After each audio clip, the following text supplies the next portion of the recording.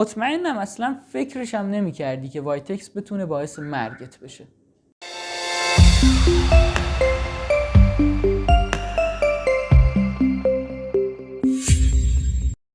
درود و ارادت، علی ام، مدرس انجمن پزشکی و امروز میخوایم یکی دیگه از اسرار پزشکی رو با هم دیگه بررسی کنیم. امروز میخوایم ببینیم چرا میگم وایتکس رو نباید با یک شوینده دیگه قاطی کنی.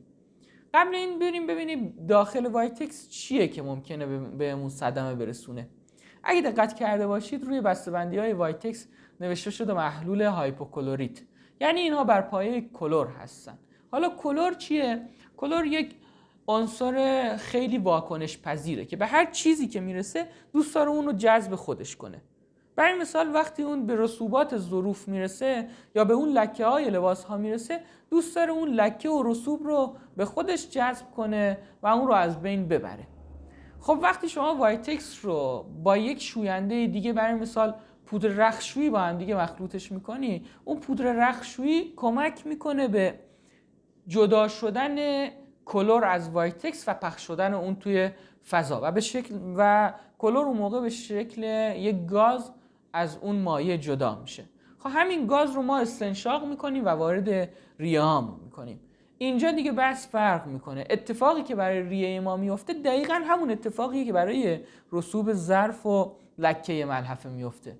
خب یعنی چی؟ یعنی اون کلوری که آزاد شده وارد ریه ما شده دوست داره ارتباط برقرار کنه با سلول‌های ریه ما و اونها رو جذب میکنه و اونها رو از بین میبره. برای همین دو تا شوینده رو به هیچ وجه نباید با هم دیگه مخلوطشون کنیم، مخصوصا اگه یک کدوم از اینها بر پایه کلور هستن.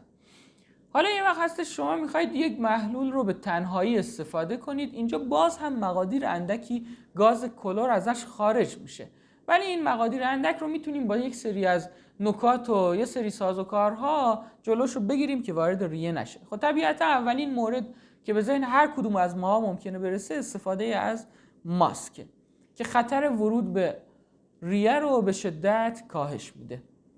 مورد بعدی اینه که تو اون فضایی که دارید استفاده میکنید از ماده شوینده تهویه مناسبی برقرار باشه.